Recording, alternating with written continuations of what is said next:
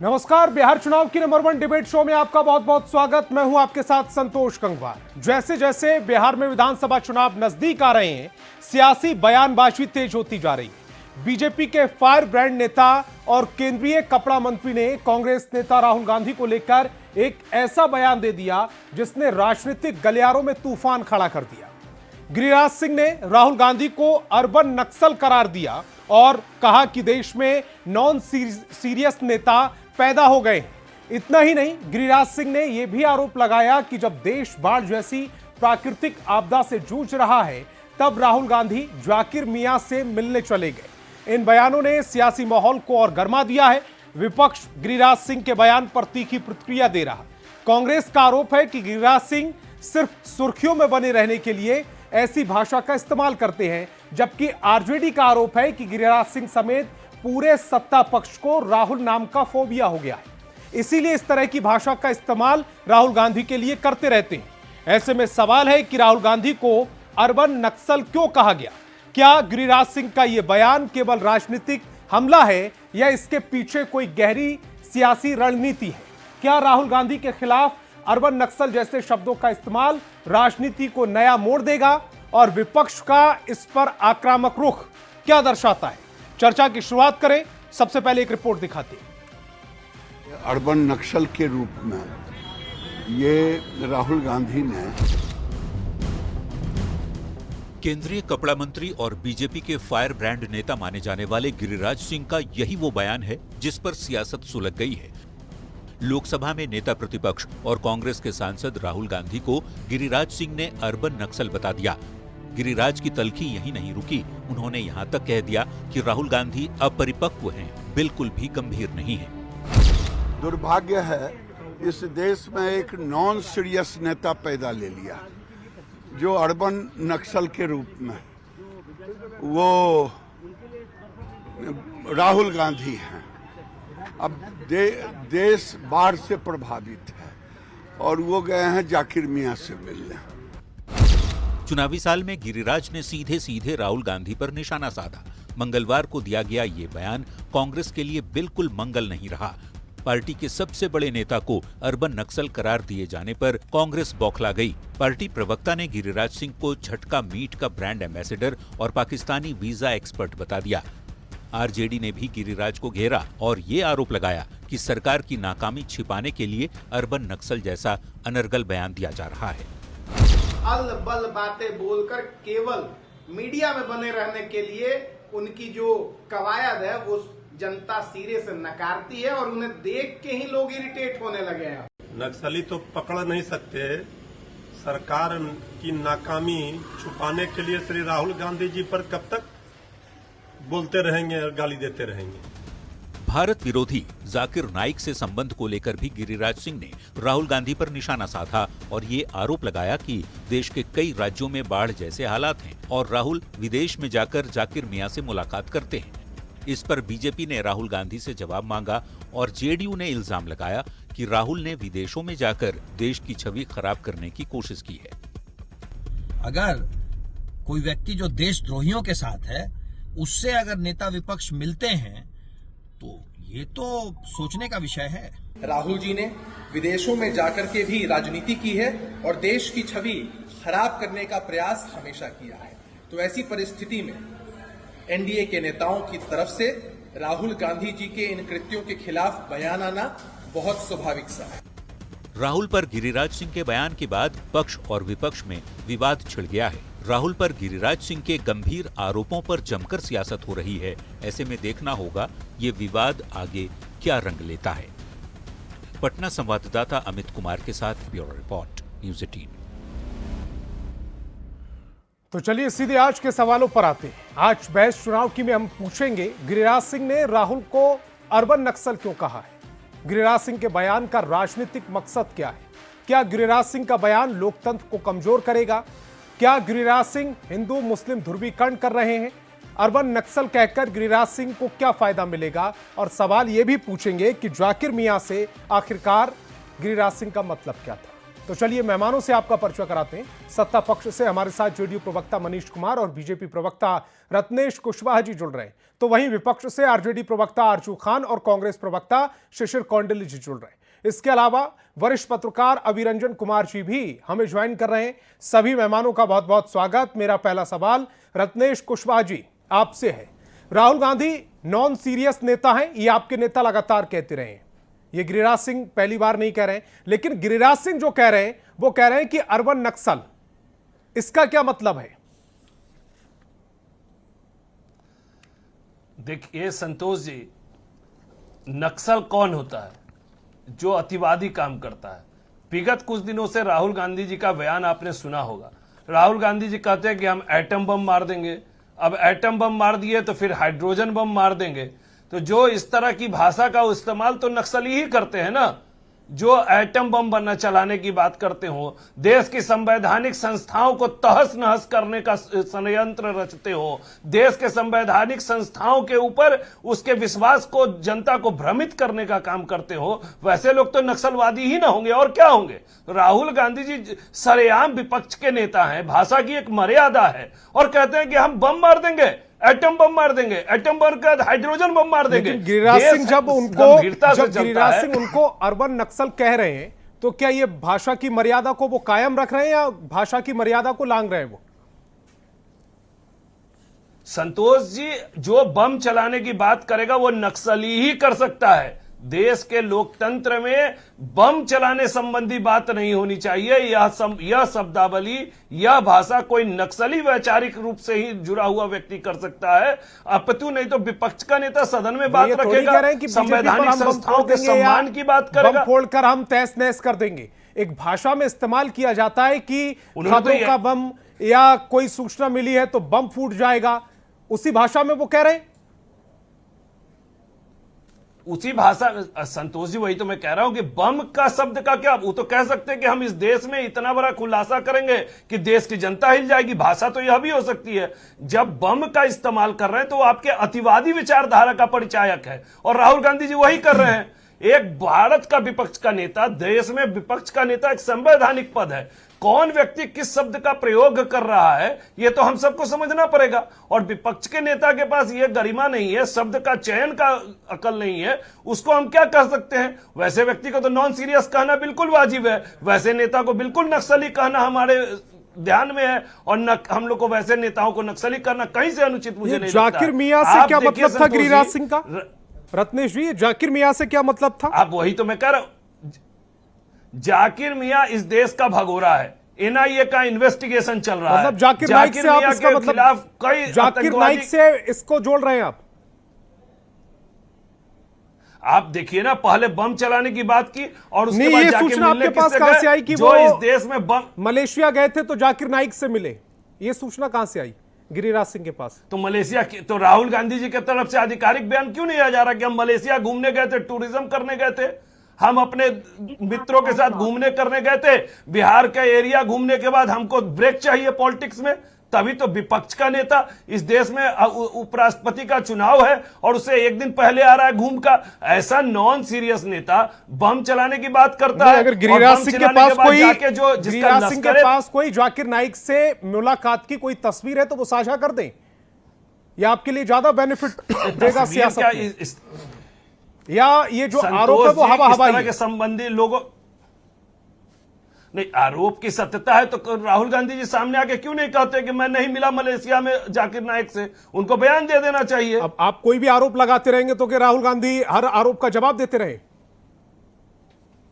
अरे हर आरोप का जवाब तो नहीं मांग रहा हूं मैं। हमारे देश ठीक है, शिशिर कौंडिल्य जी, आरजू खान जी कुछ कहना चाह रहे थे, मैं आऊंगा आरजू खान जी आपके पास। शिशिर कौंडिल्य जी, एक तो ये जाकिर मियां का मसला बड़ा अलग टाइप का है कि जाकिर मियां से जाकर मिले, जाकिर नाइक बता रहे हैं कि वो जाकिर मियां का मतलब उनका जाकिर नाइक से थे, वो तस्वीर नहीं है। दूसरा ये कि राहुल गांधी जब मलेशिया से लौटे और उनसे ये सवाल पूछ लिया गया मलेशिया टूर को लेकर, तो वो इस पर गुस्सा हो गए।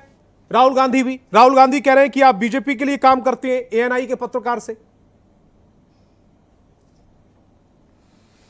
देखिए, दरअसल क्या है संतोष जी कि राहुल जी ने क्या कहा उस पर मैं बाद में आता हूं। पहले जो गिरिराज बाबू ने कहा उस पर बात रखते हैं। बेसिकली गिरिराज सिंह भारत सरकार के वरिष्ठ मंत्री हैं, आपको भी पता है, लेकिन गिरिराज बाबू भारतीय जनता पार्टी के प्ले बॉय भी हैं, ये भी सबको पता है। बेसिकली क्या है कि ये व्यक्ति जब बोलता है तो बोलता नहीं है, वॉमिटिंग करता है। और दूसरी बात मैं बताऊं, आज उपराष्ट्रपति का चुनाव था संसद में, और जानते हैं संतोष जी, आप ही के चैनल पे या किसी चैनल पे मैंने बाइट देखा कि वहां संसद के अंदर भी घुसते घुसते ये झटका मीट के ब्रांड एम्बेसडर बने हुए थे। वोट देने जा रहे थे उपराष्ट्रपति चुनाव में और प्रचार कर रहे थे झटका मीट का। बाकी सोशल मीडिया पे जो वायरल हुआ है तस्वीर और वीडियो, उनका क्लिप, वो तो सबको पता है। इसीलिए हम लोग कहते हैं बार बार, ये आगे पीछा, आगे आगे टीका पीछे टीक, भर भर थाली खाए मीट, यही गिरिराज बाबू का चरित्र है। दूसरी बात मैं और बता देता हूं, ये आदमी जिस प्रकार का पद प्रारब्ध से इनको मिला, ये आदमी कद में छोटा, ये आदमी विचार में छोटा, ये आदमी व्यवहार में छोटा, ये आदमी संस्कार में छोटा। केवल ये यूपीएससी की परीक्षा पास करके मंत्री नहीं बने हैं, मंत्री किस प्रकार बने हैं ये भी बिहार की जनता जानती है। तो प्रारब्ध ने इनको मंत्री बनाया है, लेकिन विचारों का कैसा, विचारों की अभिव्यक्ति कैसी है सो देख लीजिए। जो आदमी पाकिस्तानी वीजा का स्पेशलिस्ट हो, जो आदमी एक संवैधानिक पद पर बैठे हुए और वो हिंदू मुस्लिम और नफरत की दीवार खड़ा करता हो, जिस आदमी की यूएसपी जो है वो दो ही चीज, मैं तो भारतीय जनता पार्टी के विषय में भी कहूंगा कि भारतीय जनता पार्टी का जो यूनिक सेलिंग पॉइंट है संतोष जी, वो क्या है? वो है पहला हिंदू मुस्लिम और दूसरा राहुल गांधी जी। राहुल गांधी जी को जब तक ये लोग गाली नहीं देंगे, इनकी राजनीति नहीं चलेगी, इनकी राजनीति समाप्त हो जाएगी। दरअसल ये जानना चाह रहे थे कि जब उपराष्ट्रपति का चुनाव चल रहा है उसमें राहुल गांधी मलेशिया चले गए और बिहार में जो वोट अधिकार यात्रा है उसके तुरंत बाद, क्या वो थकावट की वजह से गए थे? मलेशिया जाने के पीछे का पर्पस क्या था? देखिए दरअसल एक बात को समझ लीजिए, राहुल गांधी जी भी नेता प्रतिपक्ष हैं लोकसभा के, इसीलिए तो सवाल और उठ रहा इस है। देश में दूसरी सबसे बड़ी पार्टी के सर्वमान्य लीडर हैं। अब मैं आपको बताऊं कि प्रधानमंत्री जी जब जाते हैं कहीं तो शायद सवाल इस पे नहीं होता, लेकिन राहुल गांधी जी अगर कहीं गए, मान लिया वो टूरिज्म के लिए ही गए, ये पेट में पीड़ा क्यों? ये वो समझ में इसलिए बात है ना नहीं कि आई। उपराष्ट्रपति पद दूसरी का चुनाव चल रहा है, मैं आपका चैलेंज करता हूं, कैंडिडेट लालू प्रसाद यादव जी से मिलने आता है, तो उस समय वो अकेले होते, जबकि ये तो इंडिया गठबंधन के चेहरा थे ना, जिनको अभी शिकस्त मिली है।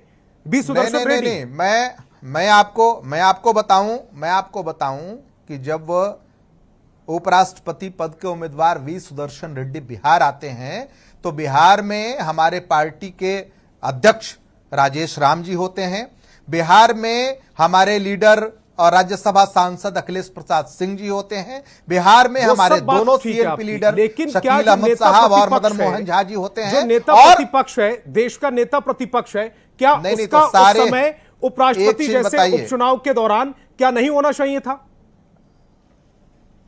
नहीं, मैं तो ये कब पूछता हूं कि क्या प्रधानमंत्री जी अभी जो राष्ट्रपति चयनित हुए हैं, जो एनडीए के प्रत्याशी थे, क्या उनको जगह जगह लेकर के घुमा रहे थे क्या?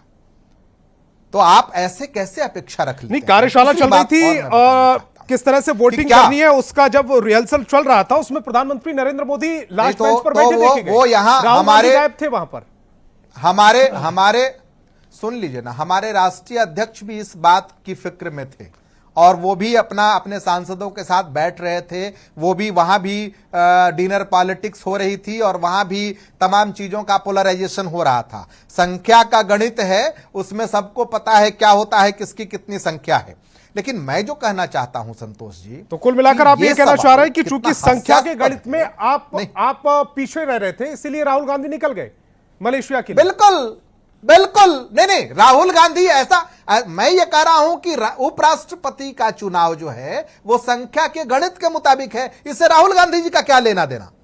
राहुल गांधी जी को जो जिम्मेवारी उनकी है बतौर लीडर अपोजिशन वो कर रहे थे, हमारे राष्ट्रीय अध्यक्ष उसमें लगे हुए थे, और आपने देखा कि राहुल जी ने एक जिम्मेदार सांसद की तरह आकर के वोटिंग की। लेकिन चूंकि संख्या का गणित जो है वो जिस प्रकार से है, वोट उसी हिसाब से हुआ और उस प्रकार से जो है वो मनीष जी, क्या जीत हार का निर्धारण हुआ। तो इसमें आप उसमें राहुल गांधी जी दोषी हैं और मान लिया प्रधानमंत्री जी कहीं दोषी नहीं। राहुल गांधी जी की मौजूदगी, जब हम इतने बड़े चुनाव की तरफ जा रहे हैं और जब आप ये कह रहे हैं कि देश में अराजकता का माहौल है, यहां पर वोट चोरी हो रही है, इसको लेकर यात्रा भी निकालते हैं और उसी से ठीक बात, और उपराष्ट्रपति चुनाव से ठीक पहले वो मलेशिया चले जाते, वो पर्पज समझ में नहीं आए ना मनीष जी। अर्बन नक्सल जैसी शब्दों की जगह है क्या लोकतंत्र में?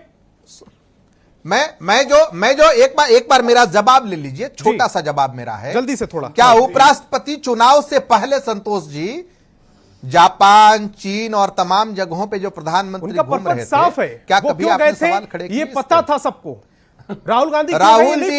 राहुल जी का पर्पस भी, राहुल जी क्यों गए? राहुल जी देश के प्रधानमंत्री हैं कि वो बता करके जाएंगे कि हम क्यों गए। प्रधानमंत्री नरेंद्र मोदी वो अपने अगर गए थे तो उनका पर्पस सबको पता था। इस बात पे जा रहा है उसका पर्पस अगर मेरा संतोष जी साफ तौर से सुन लीजिए, संतोष जी साफ तौर से मेरा ये कहना है कि लीडर अपोजिशन का अपना एक सिस्टम है, अपनी एक व्यवस्था है, उस व्यवस्था के तहत वो गए। प्रधानमंत्री जी की अपनी एक व्यवस्था है, उस व्यवस्था के तहत गए। अब प्रधानमंत्री जी गए क्योंकि उपराष्ट्रपति का चुनाव था, उससे पहले गए, ये नॉन सीरियस बात है, ये कोई सीरियस बात नहीं है। और इसे यही नॉन सीरियस बात राहुल गांधी जी के प्रति भी लागू होती है। इसीलिए मैं तो यह कह रहा हूं कि कहीं से भी भारतीय जनता पार्टी को भोजन नहीं पचेगा जब तक वो हिंदू मुस्लिम नहीं करेगी भारतीय जनता पार्टी, जब तक राहुल जी को गाली नहीं देगी भारतीय जनता पार्टी। और भारतीय जनता पार्टी के ये लीडर जो उसके प्लेबॉय हैं वो उस प्रकार की भूमिका अदा कर रहे हैं। क्योंकि विपक्ष का सबसे बड़ा नेता अगर मलेशिया में जाएंगे तो फिर ये सत्ता पक्ष का भी हक है कि वो सवाल पूछे उस पर। मनीष जी, अर्बन नक्सल जैसे शब्दों की का लोकतंत्र में कोई जगह है? क्या होता है ये अर्बन नक्सल? संतोष जी, जब हमारे नेता आदरणीय नीतीश कुमार जी को बिहार मिला था, बिहार भी नक्सलवाद के आग में झुलस रहा था, लेकिन आदरणीय नीतीश कुमार जी ने जो बिहार में सोशल रिफॉर्म किया, समाज के दबे कुचले वर्ग को जब पंचायत चुनाव में आरक्षण दिया, उनके घर में मूलभूत सुविधा जब पहुंचाया, तो बिहार में एक भयंकर क्रांति आई, सोशल रिफॉर्म हुआ। और आज बिहार में आप देखिएगा नक्सलवाद आपको लगभग खत्म हो गया है। आज वो लोग जो नक्सलवाद में घुसे हुए थे, जो उसमें शामिल थे, आज वो लोग मुखिया बन रहे हैं, जिला परिषद बन रहे हैं, उनके बच्चे भी स्टूडेंट क्रेडिट कार्ड का प्रयोग करके देश के कोने कोने में पढ़ रहे हैं। उनके हाथ में नीतीश कुमार जी ने कंप्यूटर का माउस पकड़वा दिया। तो बिहार तो नक्सलवाद को, बिहार में नक्सलवाद आदरणीय नीतीश कुमार जी ने निकाल दिया। लेकिन जहां तक अर्बन नक्सलवाद का सवाल है, हम ये कहना चाहते हैं कि राहुल गांधी जी का जो एक्टिविटी है लगातार, वो हमेशा देश को नकारात्मक रूप में रख देखते हैं। आप देखिएगा बिहार में वो एसआईआर को लेकर आए थे, जो चुनाव आयोग कहीं से ये नहीं कह रहा है, लगातार वो कह रहा है कि बिहार में हम स्पेशल इंटेंसिव रिवीजन इसलिए कर रहे हैं कि जो मतदाता 2 जगह 3 जगह जिनका नाम है, जो मृत व्यक्ति उनका नाम भी है, वैसे लोग की केवल हम समीक्षा कर रहे हैं। और ड्राफ्ट मतदाता सूची प्रकाशित किया गया और किन्हीं को लगता है कि किन्हीं का नाम गड़बड़ से जुट गया है या योग्य व्यक्ति का छूट गया है, तो 1 महीना का समय है, आप इसे शुद्ध करवा लीजिए। लेकिन राहुल गांधी जी ये सब कुछ ना करके बिहार में अराजकता फैलाना चाहते थे। आपने देखा होगा, कहीं ड्राइवर को पीटा, कहीं तिरंगा को पैरों से कुचला। और सबसे बड़ी बात, अभी ये संविधान जैसे शब्द का प्रयोग कर रहे थे कि देश के प्रधानमंत्री संवैधानिक पद पर बैठे हैं। राहुल गांधी जी भी नेता प्रतिपक्ष हैं, संवैधानिक पद पर हैं, और देश के प्रधानमंत्री जी को अपने कार्यकर्ताओं से दरभंगा में गाली दिलवाते हैं। तो जो ये अराजकता फैलाना चाहते हैं, बिहार और देश में जो अराजकता फैलाना चाहते हैं, इसका ये उत्तर है, हमारे हिसाब से उसका ये उत्तर है। राहुल गांधी जी ये जो शब्द इस्तेमाल किया गया है अर्बन नक्सल, आपके हिसाब से ठीक इस्तेमाल राजनीति नहीं नहीं संतोष जी, मैं कह रहा हूं, मैं तो आपको कह रहा हूं कि हमारे नेता ने बिहार से नक्सलवाद को खत्म किया। उनके हाथ में कंप्यूटर का माउस पकड़वाकर तो आदरणीय ये नीतीश जो कुमार जी ने नेतागिरी मुखिया है, बनाकर राजनीति जिला है, परिषद इसमें बनाकर अर्बन नक्सल कहां जो से आ ये गया? सामाजिक असमानता थी, हमारे नेता ने बिहार से नक्सलवाद को खत्म किया। कांग्रेस ने लंबे समय तक बिहार का नेतृत्व किया, देश का नेतृत्व किया। जो मॉडल आदरणीय नीतीश कुमार जी ने बिहार में लागू किया, क्या कांग्रेस पार्टी ने, जिन राज्यों में कांग्रेस पार्टी की सरकार है, क्या वो मॉडल है? नहीं है। लेकिन नीतीश कुमार जी ने तो उसका उदाहरण पेश किया, कैसे नक्सलवाद को नीतीश कुमार जी ने खत्म किया है। तो राहुल गांधी जी जो लगातार बिहार और देश में अराजकता उत्पन्न करना चाहते हैं, उसी को लेकर उनका यह उत्तर है। दूसरी बात, अभी आप एक तरफ कह रहे हैं कि बिहार में वोटर को ये मतदाता सूची से नाम हटाया जा रहा है, और दूसरी तरफ अब ऐसा क्या हुआ कि बिहार से अचानक यात्रा समाप्त करके मलेशिया चले गए? ऐसी कौन सी भाई जरूरत आ गई? ऐसी कौन सी मीटिंग थी अचानक कि आपको मलेशिया जाने की आवश्यकता पड़ गई? आपने ठीक कहा कि देश में भी उपराष्ट्रपति का चुनाव है, नेता प्रतिपक्ष हैं आप।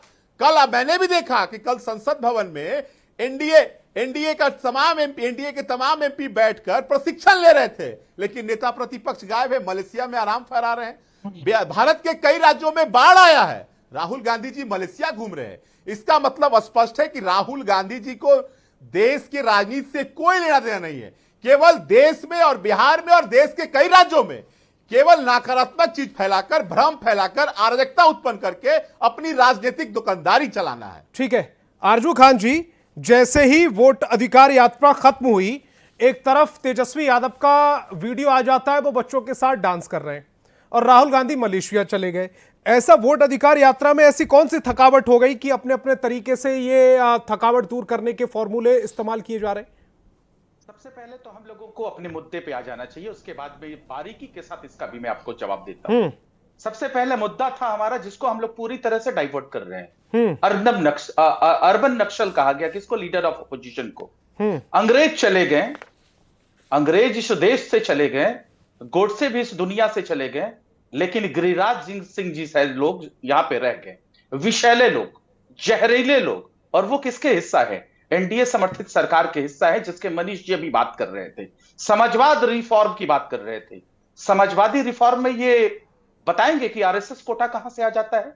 सबसे पहला सवाल, ये तो समाजवादी कोटा में नहीं होता है आरएसएस का ये। और दूसरी बात कि गिरिराज सिंह जी पाकिस्तान पर, और मैं पुख्ता सबूत दूंगा। सुन लीजिए मनीष जी सुन लीजिए, मैंने आपको सुना है, सुन लीजिए, थोड़ा सा धैर्य रखिए। अरे अभी तो मैंने शुरुआत किया है, अभी देखिए ना आगे आगे क्या होता है। आदरणीय गिरिराज सिंह जी ना पाकिस्तान परस्त हैं, अंग्रेज परस्त हैं। वो कैसे हैं? देश की संविधान बड़ी या इनके वक्तव्य बड़े? देश का संविधान के शपथ लेते हैं और कहते हैं कि 140 करोड़ जो हिंदुस्तानी, उनको मैं बराबर के समानता का अधिकार दूंगा, समानता की नजरों से देखूंगा। लेकिन करते क्या है ये? हिंदू मुसलमान करते हैं। टेक्सटाइल पार्क्स बिहार से क्यों दूसरे राज्यों में चले गए? पलायन क्यों कर गया टेक्सटाइल पार्क? इसके ऊपर कोई जवाबदेही नहीं। 2023 में इन्होंने मुख्यमंत्री नीतीश कुमार को पत्र लिखा था कि हलाल मीट बिहार में बंद होना चाहिए, और दूसरे तरफ इनकी सरकार में, जिसके ये कैबिनेट के मंत्री हैं, देश में इतिहास रच रहा है बीफ एक्सपोर्ट इंपोर्ट में, और उसमें जानते हैं बहुत से भारतीय जनता पार्टी के नेता भी सम्मिलित हैं। और दूसरी तरफ ये हलाल मीट की बात करते हैं, झटका की बात करते हैं, टेक्सटाइल पार्क पे बात कब होगा? तो ये अटकाने लटकाने भटकाने वाले लोग हैं। इनको हिंदू मुसलमान की ध्रुवीकरण करनी है और किसी तरह गद्दी पर बैठना है, और भारतीय जनता पार्टी के डीएनए में यही है, उसको यही सूट करता है। जो जितना गाली देगा, जो संविधान के आड़ में जितनी राजनीति करेगी, उसको वो पसंद है। तो ये अर्धब नक्सल तो कहेंगे ना। और देश के प्रधानमंत्री जब संसद चल रहा था तो वो कहां चले गए थे? देश की संसद में तुरंत पहलगाम हुआ था, और पूरे 140 करोड़ देश के हिंदुस्तानी चाहते थे कि देश के प्रधानमंत्री को सुने, वो कहां चले गए थे? इस पे भी बातें हो जानी चाहिए थी ना। Leader of opposition Tejashwi Prasad Yadav ने बाकायदा आपको एक वीडियो जारी किया, और बाढ़ ग्रस्त क्षेत्र में जाने के लिए, सुनिए ना, प्रधानमंत्री जी को उन्होंने कहा कि आप पंजाब में मदद करिए प्रधानमंत्री जी। उनके कहने के बाद आज 9 तारीख को प्रधानमंत्री जी गए हैं, वो तो विदेश में नहीं गए थे ना। और आप जिसको अर्नब नक्सल कहते हैं ना, उस पे भारतीय जनता पार्टी के मीडिया सेल में, आईटी सेल में करोड़ों रुपए खर्च किए गए हैं, उनको उनके मतलब कैरेक्टर को छोटा दिखाने के लिए। ये ताकत है समाजवाद की, जिसको आप नहीं समझते हैं और डिवाइड एंड रूल की पॉलिसी पे चलते हैं। गिरिराज सिंह पाकिस्तान परस्त है, पाकिस्तान जैसे हमारे देश के 2 टुकड़े करना चाहता है, विभाजन करना चाहता है। उसी उद्देश्य पे आदरणीय गिरिराज सिंह जी है। हिंदू मुसलमान की राजनीति करते हैं। इनको पूछिए पशु एवं मत्स्य विभाग में इन्होंने क्या किया। टेक्सटाइल्स पार्क जो बिहार के थे वो दूसरे देशों में राज्यों में क्यों पलायन कर गए, इस पे कभी बात करेंगे? कभी नहीं करेंगे। मुद्दे की राजनीति कभी नहीं करेंगे। ई श्रम पोर्टल पे 3 करोड़ श्रमिक क्यों हैं, मजदूर क्यों है जो दूसरे राज्य में जाता है, इस पे बात नहीं करेंगे। बिहार में शिक्षा सबसे ज्यादा हर राज्यों से क्यों है, इस पे बात नहीं करेंगे। नीति आयोग की रिपोर्ट में बिहार पिछड़ेपन में नंबर 1 क्यों है, बिहार में निवेश क्यों नहीं है, वो इस पे बात नहीं करेंगे। ये सारी अर्जुन जी, चीजें एक बात क्लियर कर दूं अपने दर्शकों के लिए, यहां पर बीफ एक्सपोर्ट की बात हुई। बीफ से मतलब है जो भैंस है उसका मांस, क्योंकि गाय का मांस कई राज्यों में प्रतिबंधित है, गौ हत्या कई राज्यों में प्रतिबंधित है। तो जो दर्शक है वो बीफ उसका मतलब गाय से ना समझ ले, इसलिए ये बात यहां पर कंफर्म करना जरूरी था। वरिष्ठ पत्रकार के तौर पर हमारे साथ अभिरंजन कुमार जी हैं। अभिरंजन जी, जो भाषा का इस्तेमाल किया जा रहा है अर्बन नक्सल और नॉन सीरियस नेता, ये क्या भाषा ठीक है कि वो मलेशिया चले गए, और ये सत्ता पक्ष और यहाँ के देश की जनता का भी अधिकार है कि वो जाने कि अगर मलेशिया गए नेता प्रतिपक्ष ऐसे समय पर जब यहाँ पर उपराष्ट्रपति पद के चुनाव की तैयारियां चल रही थी और उनका कैंडिडेट लगातार राज्य जाकर नेताओं से मिलकर अपने पक्ष में मताधिकार के लिए सांसदों से अपील कर रहा था, उस समय पर अगर वो मलेशिया में, इस पर सवाल उठाया जा सकता है। लेकिन अर्बन नक्सल और नॉन सीरियस नेता, ये किस तरह की भाषा है? देखिए, एक बात मैं हमेशा कहा करता कि सकारात्मकता अगर फैलाएंगे तो सकारात्मकता फैलेगी, और नकारात्मकता फैलाएंगे तो नकारात्मकता फैलेगी। दुर्भाग्य यह है कि हमारी राजनीति में ये नकारात्मकता का दौर है। दोनों तरफ से ये अंधा युग जो धर्मवीर भारती का मशहूर उपन्यास है, नाटक है, उसमें एक पंक्ति है कि टुकड़े टुकड़े बिखर गई मर्यादा, इसको दोनों ही पक्षों ने तोड़ा है। अब आप देखिए कि दोनों ही पक्षों ने मर्यादा को कैसे तोड़ा है। एक तरफ से अगर वोट चोर गद्दी छोड़, सभी चोरों का नाम मोदी क्यों है, चौकीदार चोर है जैसे नारे लगाए जाते हैं, तो दूसरी तरफ से देखिए अर्बन नक्सल की भी बात कही जाती है। और अर्बन नक्सल पहली बार गिरिराज सिंह ने नहीं कहा। हम जरूर बहस कर रहे हैं गिरिराज सिंह के कथित बयान को लेकर, लेकिन आपको याद 2024 के लोकसभा चुनाव में स्वयं प्रधानमंत्री नरेंद्र मोदी ने कांग्रेस पार्टी के घोषणा पत्र का जिक्र करते हुए उसको अर्बन नक्सलवाद की विचारधारा से प्रेरित बताया था, क्योंकि उनका कहना था कि उसमें वेल्थ रीडिस्ट्रीब्यूशन की बात है, मंगलसूत्र तक छीन लिया जाएगा, इस तरह की साजिश जो है कांग्रेस रच रही है। तो नरेंद्र मोदी ने कहा। उसके बाद आप देखिए कि बीजेपी के अध्यक्ष जेपी नड्डा ने भी कहा। जेपी नड्डा ने इसलिए कहा कि राहुल गांधी पर यह आरोप था कि कथित रूप से उन्होंने मोहन भागवत जी के बयानों को देशद्रोह बताया है। तो आप एक बड़े नेता को इधर से देशद्रोह कह रहे, उधर से आपको अर्बन कहा जा रहा। तीसरा, देवेंद्र फडणवीस ने भी जब ये भारत जोड़ो यात्रा कर रहे थे तो कहा कि राहुल गांधी की भारत जोड़ो यात्रा जो है अर्बन नक्सलवाद की विचारधारा से प्रेरित है। मेरी जानकारी में गिरिराज सिंह कम से कम चौथे बड़े नेता हैं, पहले नेता नहीं है ये, कम से कम चौथे नेता हैं जिन्होंने अब जाकर राहुल गांधी पर अर्बन नक्सलवाद से प्रेरित होने का आरोप लगाया है। अच्छा, मैं तथ्यों के आधार पर देखिए विश्लेषण करना चाहूंगा कि क्या अर्बन नक्सलवाद से प्रेरित कहना ठीक है कि नहीं है। सबसे पहली बात मैंने ये कह दी कि नकारात्मकता फैलाएंगे तो नकारात्मकता फैलेगी। नकारात्मक राजनीति को मैं बिल्कुल प्रोत्साहित नहीं करना चाहता, और मैंने यह भी कह दिया कि मर्यादा दोनों तरफ से तोड़ी जा रही है। एक तरफ से चोर कहा जा रहा है, दूसरी तरफ से अर्बन नक्सल कहा जा रहा है, और मैं दोनों की निंदा कर रहा हूं। लेकिन अब चूंकि ये मुद्दा उठ गया है तो मैं क्या अर्बन नक्सल कहना तथ्यात्मक रूप से सही होगा नहीं होगा, मैं इसका संक्षेप में विश्लेषण कर देता हूं। मुझे लगता है कि तत्काल ये बात इसलिए उठी है क्योंकि केंद्रीय गृह मंत्री अमित शाह ने आरोप लगाया कि जो सुदर्शन रेड्डी कांग्रेस के और विपक्षी दलों के उपराष्ट्रपति पद के उम्मीदवार हैं, उन्होंने नक्सलवाद को बढ़ावा देने वाला एक फैसला दिया था सलवा जुडूम के खिलाफ, जिसके कारण जो है अमित शाह का कहना था कि अगर सुदर्शन रेड्डी और उनकी बेंच ने यह फैसला नहीं दिया होता तो नक्सलवाद भारत में 2020 तक खत्म हो गया होता। आज आप जानते हैं कि भारत में उपराष्ट्रपति का चुनाव हुआ है, इसमें सुदर्शन रेड्डी जो है प्रतिपक्ष की तरफ से उपराष्ट्रपति पद के उम्मीदवार थे। तो मुझे ऐसा लगता है कि अमित शाह जी के बयान को आगे बढ़ते हुए, चूंकि आज उपराष्ट्रपति चुनाव का दिन था, तो गिरिराज सिंह ने उस बात को आगे बढ़ाते हुए कहा होगा शायद ये अर्बन नक्सल्स हैं। अच्छा, अर्बन नक्सल्स किनको कहा जाता है? अर्बन नक्सल्स उनको कहा जाता है जो नक्सलवाद की विचारधारा को बौद्धिक रूप से शहरी क्षेत्रों में रहते हुए परोक्ष तरीके से, सीधे तौर पर हिंसक विचारधारा का वो समर्थन नहीं करते, लेकिन वो हिंसक विचारधारा पर चलने वालों को एक सुरक्षा कवर मुहैया कराते हैं। तो ऐसे लोगों को जो है बुद्धिजीवी, पत्रकार, लेखक, वकील, नेता, ऐसे पढ़े लिखे लोगों को अर्बन नक्सल कहा जाता है जो शहरी क्षेत्रों में रहते हैं। तो अब सुदर्शन रेड्डी से जोड़कर यदि उन्होंने कहा है तो यह एक राजनीतिक आरोप है जिसका जवाब देना चाहिए कांग्रेस पार्टी को, विपक्ष को, राहुल गांधी जी को, कि क्या सचमुच सुदर्शन रेड्डी की का फैसला जो है भारत में नक्सलवाद को बढ़ावा देने वाला था और सरकार का नक्सल विरोधी अभियान है उसको आघात पहुंचाने वाला था। दूसरी चीज मैं कहूंगा कि राहुल गांधी जी विपक्ष के नेता हैं, इस नाते वो सरकार पर कई सारे सवाल उठाते हैं, ये उनका लोकतांत्रिक अधिकार है। अगर विपक्ष का नेता हर सवाल उठाए और हर सवाल पर उसको नक्सल कह दिया जाए, उसकी निंदा कर दी जाए, उसको देशद्रोही बता दिया जाए, उसको हिंदू विरोधी बता दिया जाए, तो मुझे दूसरी तरफ ये लगता है कि ये भी सही नहीं है। अब आप देखिए कि राहुल गांधी जी क्या मुद्दे उठाते हैं। राहुल गांधी मुद्दे उठाते हैं सामाजिक न्याय के।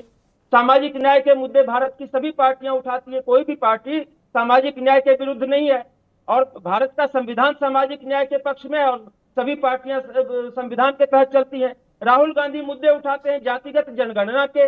अब उस जातिगत जनगणना को स्वयं नरेंद्र मोदी जी की सरकार ने कह दिया कि हम 2027 की जनगणना में शामिल करेंगे, तो राहुल गांधी जी ये मुद्दे उठाते हैं जिसको खुद उन्होंने मान लिया मोदी जी की सरकार ने।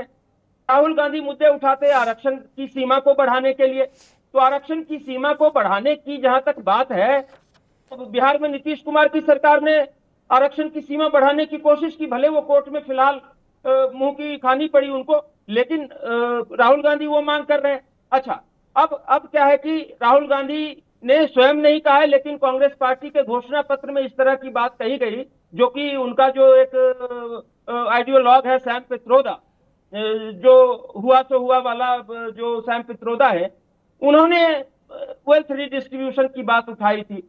तो उसके संदर्भ में शायद कांग्रेस के घोषणा पत्र में कोई ऐसी बात थी जिसका इंटरप्रिटेशन प्रधानमंत्री मोदी ने अर्बन नक्सलवाद को बढ़ावा देने वाली विचारधारा से किया।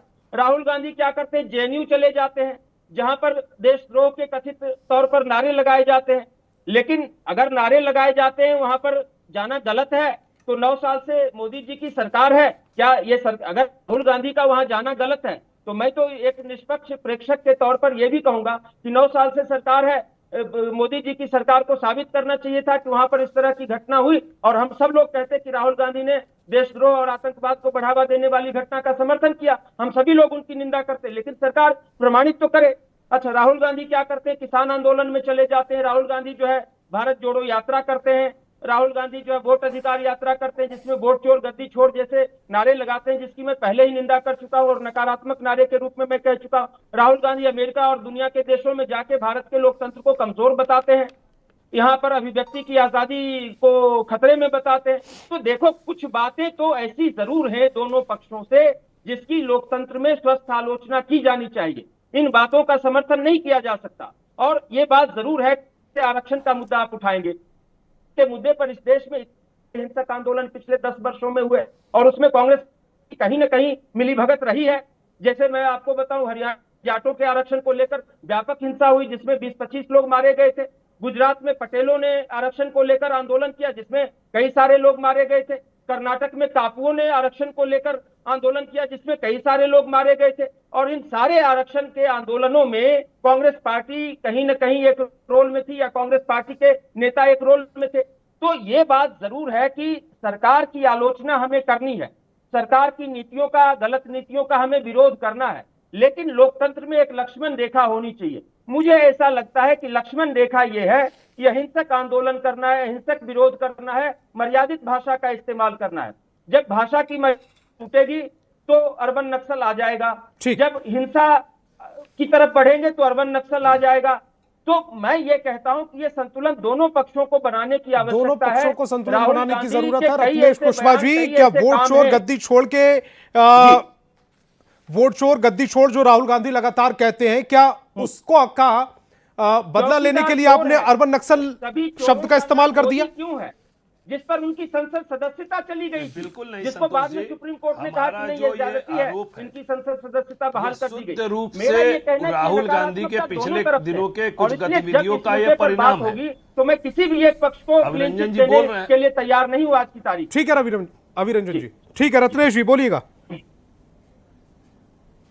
हाँ संतोष जी, पहले तो जो हमारे कांग्रेस के मित्र हैं वो कह रहे थे कि राहुल गांधी जी कहां यात्रा पर जाते हैं और उसके संबंध में कोई बताने की आवश्यकता। प्रधानमंत्री जी का जब यात्रा होता है तो एक डिटेल आता है, उसका प्रेस कॉन्फ्रेंस आता है, उसकी ब्रीफिंग होती है, कहां मिले, किससे मिले, क्या हुआ नहीं हुआ, पूरा डिटेल इंफॉर्मेशन आता है। और उसी के परिणाम स्वरूप जब राहुल गांधी जी आते हैं और ANI माइक लगाता है तो कहते हैं कि आप तो भारतीय जनता पार्टी के एजेंट हैं। अरे भाई, आप भी ब्रीफ कर देते कि हम जाकिर नायक से मिले, हम कहां बम लगाने वाले हैं, हम कहां इस देश को नुकसान पहुंचाने वाले हैं, हम क्या करने वाले हैं, ये बात बता देते। और आपको जहां तक उपराष्ट्रपति चुनाव की गंभीरता का परिणाम मैं बताऊं आपको, क्या हुआ आज 15 वोट कम मिले विपक्ष को। 315 वोट की उनकी अपेक्षा थी, उनको 300 वोट मिले, 15 वोट कम मिले। आखिर वो 15 वोट क्यों नहीं मिले? क्योंकि उसका विपक्ष का नेता बाहर टूरिज्म करने चला गया था, वो रिलैक्स करने चला गया था। आज भारतीय जनता पार्टी ने बड़ी जीत जीती है, एनडीए ने एक बड़ा अपना उपराष्ट्रपति का उम्मीदवार जिताया है और अपने अपेक्षा से ज्यादा अधिक मतों से जीत हासिल की है। ये नरेंद्र मोदी जी का लीडरशिप है। नरेंद्र मोदी जी सांसदों के साथ बैठ के कार्यशाला में सबसे पीछे वाली सीट पे बैठकर और उस कार्यशाला को अटेंड करते हैं और अपने सांसदों का हौसला अफजाई करते हैं। और राहुल गांधी जी क्या करते हैं? राहुल गांधी जी भागकर सिंगापुर और मलेशिया की यात्रा करने चले जाते हैं। और प्रारब्ध की बात की हमारे मित्र ने, अरे प्रारब्ध तो उनको सिल्वर स्पून मिला हुआ कि सोनिया गांधी और राजीव गांधी के बच्चे हैं इसलिए विपक्ष के नेता बन गए। गिरिराज सिंह तो संघर्ष करके राजनीतिक कार्यकर्ता है, जमीन से रगड़ते घिसते होते हुए आज गिरिराज सिंह भारत सरकार का कैबिनेट मिनिस्टर बना हुआ है। और राहुल गांधी जी सिर्फ इसलिए विपक्ष के नेता बने हुए हैं क्योंकि वो सोनिया गांधी और राजीव गांधी के बेटे हैं और इंदिरा गांधी के पोते हैं। नहीं तो बता दीजिए, संतोष जी 10 सेकंड में लूंगा आपको। आपके जो 315 वोट पड़ने वाले थे वो 300 रह गए। संतोष जी मैं एक लाइन खत्म कर रहा हूं। संतोष जी मैं एक इंपॉर्टेंट बात करके खत्म करूंगा। जल्दी से। 10 साल तक इस देश में विपक्ष के नेता को मान्यता नहीं थी, राहुल गांधी जी विपक्ष के नेता बनने नहीं आए। लेकिन इस बार जब विपक्ष की मान्यता हो गई, उनके सांसद उतने संख्या में पुड़ गए, तो विपक्ष के नेताओं की सुविधा लेने के लिए वो बन गया। उस समय कोई और कांग्रेस का कार्यकर्ता उनको नहीं दिखा।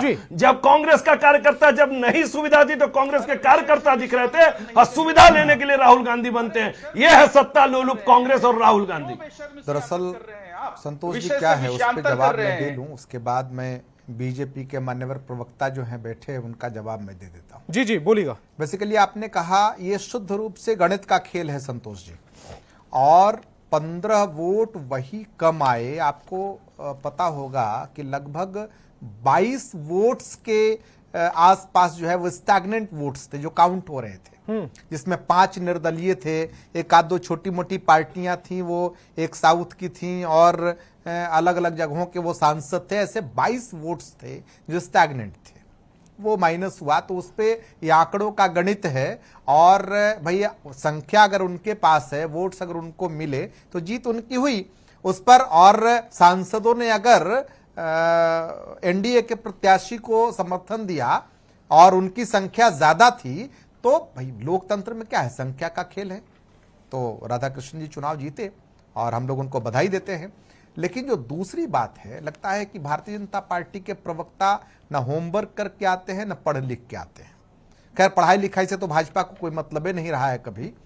तो वो जो है बेसिकली क्या है ना, इनको न लोकोक्ति पता है, न कहावत पता है, न मुहावरा पता है। ये व्याकरण की विधा है। जैसे आपके यहाँ भी कई बार आपने देखा होगा, हम लोग राघव बहल का देखते थे, स्टिंग ऑपरेशन चलता था, उसमें एक कुछ जगहों पे बम फोड़ेंगे ऐसा कुछ आता था वो आपके प्रोमो में। अब तो नहीं, काफी पुराना वो हो गया। तो इस प्रकार की बातें, या आप लोग भी जो है वो न्यूज वूज में कभी कभी कि एक बड़ा बम जो है वो फूटने वाला है या ऐसा कुछ जो है वो लेकर तो मैंने सवाल पूछा। अगर राहुल जी ने नहीं मैं कह रहा हूं कि अगर राहुल जी ने लोकोक्ति की भाषा में कुछ बातें कही, अगर इनकी समझ उस लेवल पे नहीं है तो ये तो ईश्वर मालिक है इसको तो कोई जो है वो दे नहीं सकता। समझ को कोई बाजार में थोड़े मिलता है।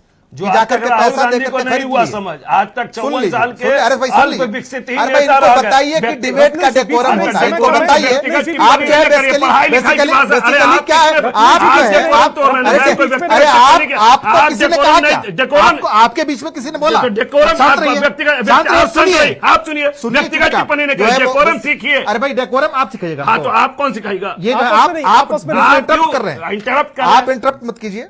रत्नेश जी, बेसिकली है क्या कि इनको, हाँ मैं संतोष जी जो कह रहा था कि इनको भाषा, मर्यादा, शैली, व्याकरण, शब्द, उसकी लाइंस ये नहीं पता है, तो इस प्रकार का उल्टा पुल्टा जो है वो बयानबाजी ये करते हैं।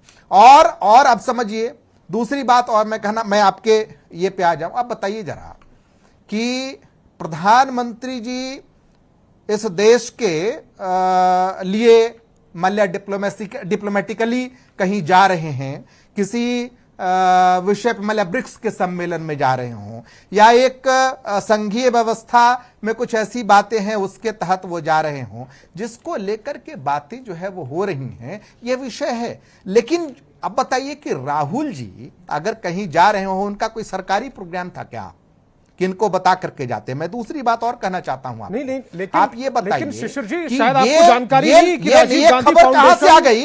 राजीव गांधी फाउंडेशन को जाकिर मैं नाइक कहना द्वारा चाहता हूं, फंडिंग होती है। ये खबर कहां से आ गई? इसको लेकर नोटिस जारी किया भाई गया। सवाल ये है कि अब वो मलेशिया जा रहे हैं और जाकिर नाइक का नाम आ रहा है, तो ये कंफर्म करना पड़ेगा ना उनको। सवाल कौन है? चिंतित है। अरे भाई और पॉलिटिकल दूसरी तरफ नहीं, यात्रा खत्म होते पॉलिटिकल मलेशिया चले डिस्कोर्स जाते पे हैं। बात होगी, यही कि तो किसी के सबसे कहीं बड़ा जाने मनीष पे जी, बात होगी। मनीष जी बीच में नहीं, मनीष जी बीच में नहीं। मैं कहना चाहता हूं, राहुल संतोष गांधी जी, जी को मलेशिया जाना पड़ मैं गया। कहना चाहता हूं कि इस देश में पॉलिटिकल डिस्कोर्स पे बात होगी, इस देश में इश्यूज पे बात होगी, इस देश में और जो राष्ट्रीय समस्याएं हैं उस पर बात होगी, कि बात टूरिज्म पे होगी। लेकिन कौन कहाँ जा रहा है, शिशिर इस जी पर बात अगर होगी। राजीव गांधी ये- फाउंडेशन पर ये ये आरोप सवाल लग रहे हैं सुन कि वो लीजिए। जाकिर और- नाइक से और- फंडिंग होती थी, जाकिर नाइक उन्हें फंडिंग करते थे, और तो क्या इस पर जवाब नहीं बनेगा? सवाल मत करिए। और मैं- राहुल गांधी जी नहीं, प्रतिपक्ष के मैं जो नेता कहना हैं। चाहता हूं, आप राहुल संतोष गांधी जी नेता कि- प्रतिपक्ष कि हैं। भाई आप सवाल ये कह रहे है, हैं, कौन कहा जा रहे नहीं, हैं? मैं और पूछता उस हूं वक्त गए। कि सबसे जाकिर बड़ा सवाल नाइक कि से वो गए मिले, किस वक्त? आज ये कैसे आज लोगों को पता? संसद भवन में और ये उपराष्ट्रपति कहां का से चुनाव खबर आ है। गई? और ये वो कौन मलेशिया झूठी में खबर आराम फैला रहा है? आराम ये फरमा कौन गए। झूठा नैरेटिव और कर दो रहा दिन है? पहले तक सवाल इस बिहार बात में का वो है, सवाल इस वोटाधिकार बात का भी यात्रा के है दौरान घूम रहे कि थे। कहीं से इसका भी मतलब कहीं स्पष्ट से है भी कि राहुल गांधी इस जी प्रकार की बिल्कुल भाषा non-serious नेता है। भारत और वो सरकार लगातार के एक बिहार और मंत्री देश का में भ्रम फैलाकर उचित अपनी है क्या? राजनीतिक दुकानदारी इस चलाना तरह चाहते इस हैं। तरह से बात मनीष जी आ रहा हूं, आप ही के पास आ रहा हूं इसके बाद। मनीष जी आप ही के पास आ रहा हूं, प्लीज। गांधी जी का बस एक अब मकसद है नहीं, बिहार और ये देश है। में अब भ्रम नहीं, फैलाना। सवाल यह है कि मनीष जी से ही पूछ लीजिए पहले सवाल, पहले अपना यही जो है वो तमाम आपके सवालों का उत्तर दे दे, हम लोगों को मत बुलाइए डिबेट में। नहीं, जल्दी से अपनी बात को रखिएगा, जल्दी से। सवाल सवालों के जवाब बात का जरूरी है।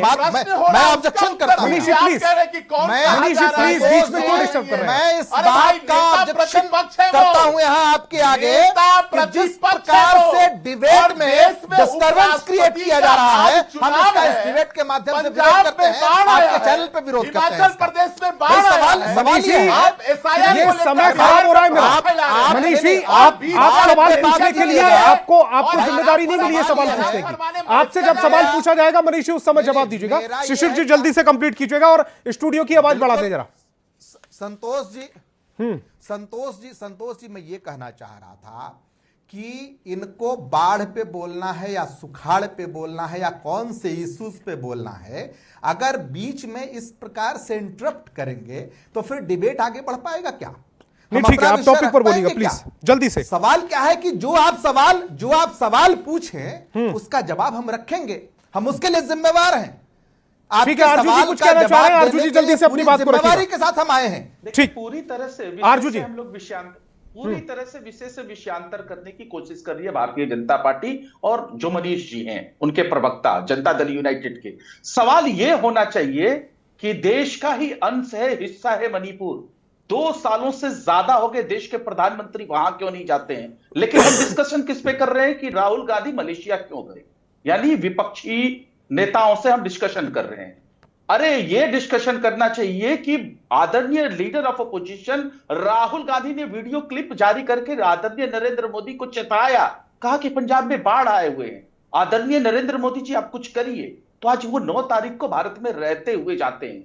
इन सब पे बातें होनी कमाल की बात करते हैं आरजू जी। अगर राहुल गांधी मलेशिया में बैठ के वीडियो जारी करके इन्हें चेता रहे तो फिर वो खुद आकर चले जाते। वो गए अभी तक पंजाब में एक भी बार।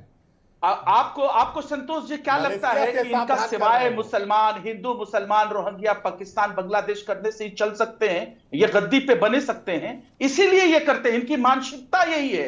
और ये सिर्फ करते हैं अपने गद्दी के लिए, और देश के 140 करोड़ जो हिंदुस्तानी पहले है बाद में हिंदू मुसलमान है उसको लड़ाते हैं, और उसी की कड़ी में गिरिराज सिंह आगे बढ़ते हैं, और ऐसे ही लोग इनको पसंद है। और जनता दल यूनाइटेड के प्रवक्ता कह रहे थे देवेश चंद्र ठाकुर कौन है जो गाली देता है, संजय जी कौन है जो महबूब आलम को गाली देते हैं, ये जो है आपको महबूब आलम को गाली देते हैं, ऐसे लोग तो है ना, गिरिराज सिंह ही हैं। तो आप क्या बात करते हैं? ठीक है मनीष जी, जल्दी से जवाब दीजिएगा। करिएगा रोजगार की कब बात करिएगा, पलायन पे कब बात करिएगा, और शिक्षा पे कब बात करिएगा, स्वास्थ्य पे कब बात करिएगा? हमारे भाई जो राजद के आप ये प्रवक्ता बताइए हैं, मणिपुर क्यों नहीं गए? को देश के उनके जो प्रधानमंत्री नेता हैं मणिपुर बिहार क्यों के नहीं गए? अल्पसंख्यकों को ठग कर अपना दुकानदारी कब होगी इस चलाते पे रहे। बहस? देश अरे के जो भागलपुर प्रधानमंत्री दंगा का मणिपुर क्यों सबसे नहीं बड़ा गए? दोषी आपको व्यक्ति लगता था, है? उसको आप चांदी बताइए का ना। मुकुट पहनाकर सम्मानित कर रहे थे आदरणीय लालू प्रसाद जी। और बिहार के कोने कोने में जहां भी कब्रिस्तान है उसकी घेराबंदी आदरणीय नीतीश कुमार जी ने किया है। और आदरणीय नीतीश कुमार जी के नेतृत्व जब बिहार में आया है उसके बाद एक भी हिंदू मुस्लिम झगड़ा नहीं हुआ है। लेकिन जब आप लोग बिहार का नेतृत्व कर रहे थे तो हिंदू मुस्लिम झगड़ा करवाकर अपनी दुकानदारी चला रहे थे। आज अल्पसंख्यकों के हितैषी बनना चाह रहे हैं और आप पलायन पे प्रवचन दे रहे हैं, उद्योग पे प्रवचन दे रहे हैं। अरे बिहार में ऐसा माहौल कायम किया कि बिहार के उद्योगपति, इंजीनियर, डॉक्टर सब लोग पलायन कर गए।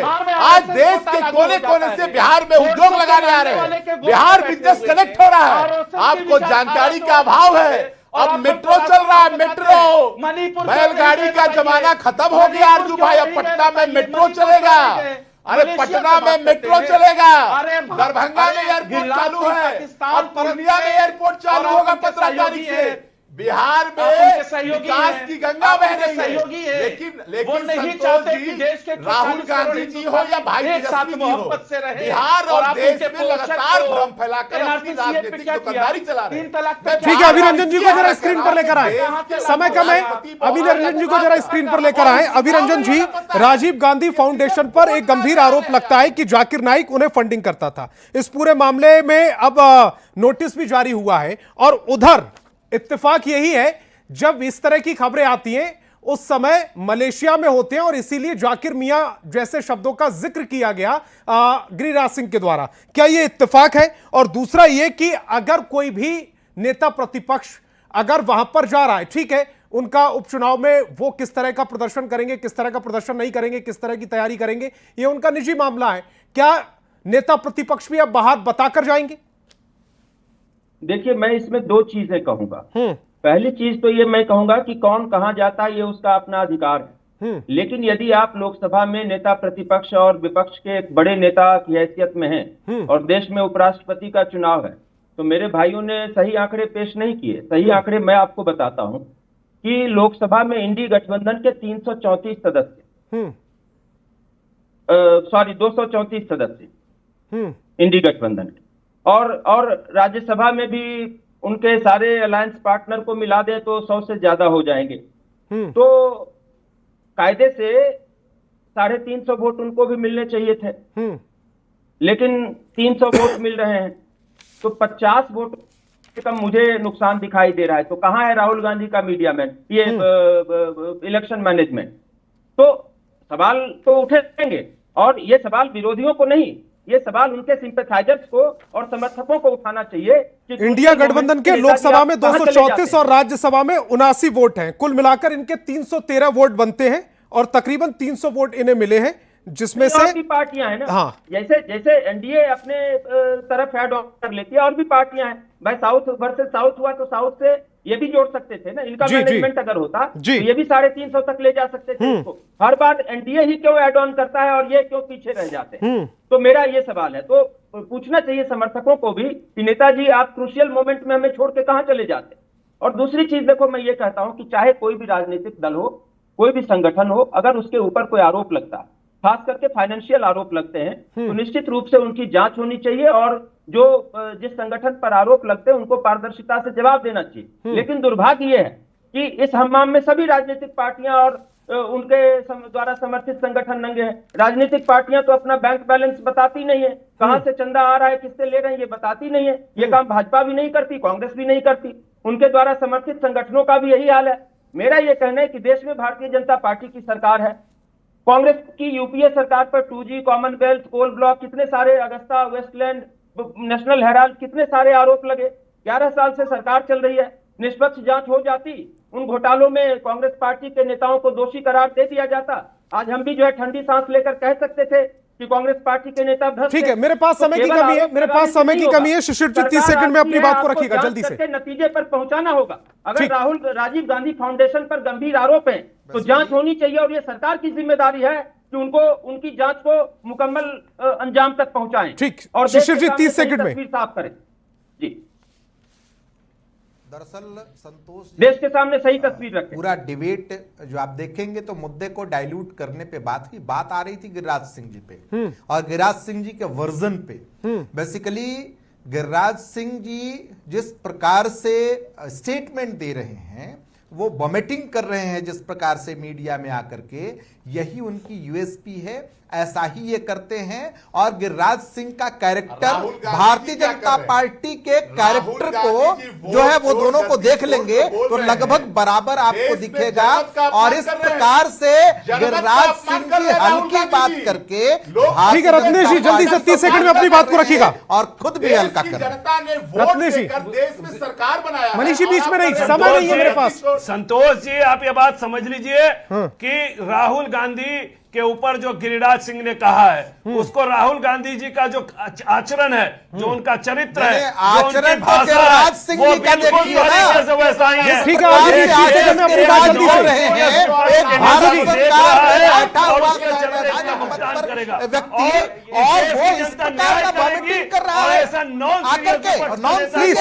मेरे पास समय की कमी है, किसी प्रवक्ता का आखिरी कमेंट रह जाएगा। प्लीज आरजी जी जल्दी से अपनी बात को रखिएगा, बाकी सबकी आवाज जाऊंगा। वाले हैं बेहद शर्मनाक बात है।